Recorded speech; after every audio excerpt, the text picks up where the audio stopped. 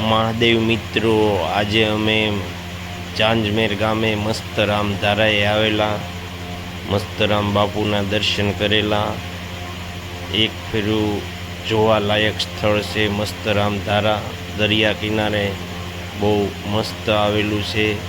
મિત્રો, આ વિડીયો જોઈને તમે પણ એક ફેરું મસ્તરામ ધારાએ આવજો। મસ્તરામ બાપાનું બહુ સારું મંદિર છે ને એક ફેરું અનોખો નજારો છે। આપણા આત્માને શાંતિ મળે એવું રમણીય સ્થળ છે।